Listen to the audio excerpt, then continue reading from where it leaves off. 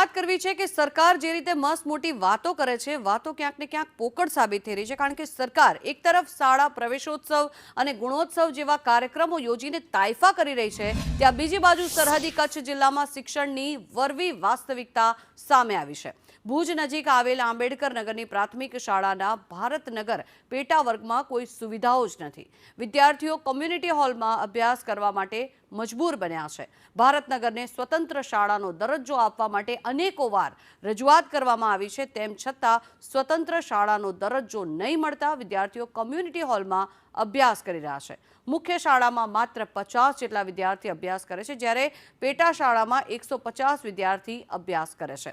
ગ્રામજનો ભારતનગરના 150 વિદ્યાર્થીઓના શાળામાંથી નામ કમી કરાવવાની માંગ સાથે શાળામાં પહોંચ્યા, જેને લઈને ભુજ તાલુકા પ્રાથમિક શિક્ષણ અધિકારી શાળામાં દોડી ગયા।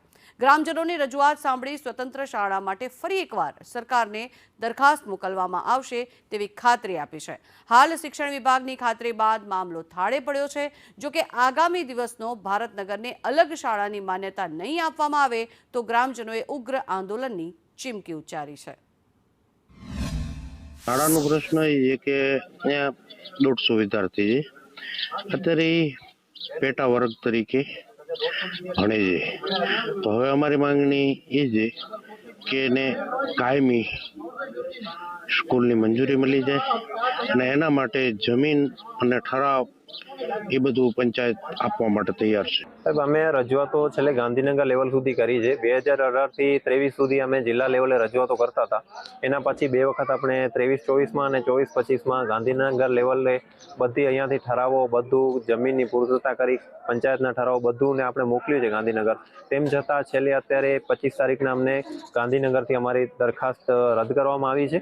તો અમારી માંગણી એ છે કે અહીંયા સત્વરે અમારી નવી સ્કૂલ મંજૂર કરવામાં આવે અને ઓરડાની સુવિધા અમને આપવામાં આવે। એમની જે કંઈ માંગણી હશે એમને પુનઃ પાછું આજે મેં એમને ખાતરી આપી છે કે તમારી શાળામાં જે કંઈ અધૂરા સ્ફૂર્તતા હશે એ પુનઃ હું મારી કક્ષાએથી જિલ્લા કક્ષાએ મોકલીશ અને જિલ્લા કક્ષાએથી રાજ્ય કક્ષાએ પાછી પુનઃ સમીક્ષા માટે અમે મોકલી આપીશ। હા, એટલે એવું છે કે નજીકની આંબેડકર નગર શાળા છે, ત્યાંથી શિક્ષકો ત્યાં ભણાવવા આવે છે અને હાલ વૈકલ્પિક વ્યવસ્થામાં કોમ્યુનિટી હોલમાં બેસે છે, પણ નવી શાળા મંજૂર થઈ હતી, એમના ઓરડા પણ મંજૂર થઈ જશે અને શાળા પણ મંજૂર થઈ જશે। રાજ્ય સરકાર એક તરફ શિક્ષણને લઈને મોટી મોટી વાતો કરે છે, બીજી બાજુ સરહદી કચ્છ જિલ્લામાં શિક્ષણની વરવી વાસ્તવિકતા સામે આવી છે। આ દ્રશ્યો ભારતનગર શાળાના છે ને અહીંયા તમે જોઈ શકો છો કે જે મુખ્ય શાળા છે આંબેડકર નગર પ્રાથમિક શાળા, તેની અંદર માત્ર 50 વિદ્યાર્થીઓ છે અને પેટા શાળાની અંદર 150 વિદ્યાર્થીઓ છે, પરંતુ અહીંયા વિદ્યાર્થીઓ માટે વર્ગ જેવી કોઈ પણ પ્રકારની સુવિધા રાજ્ય સરકાર દ્વારા ઉપલબ્ધ કરવામાં આવી નથી, જેના કારણે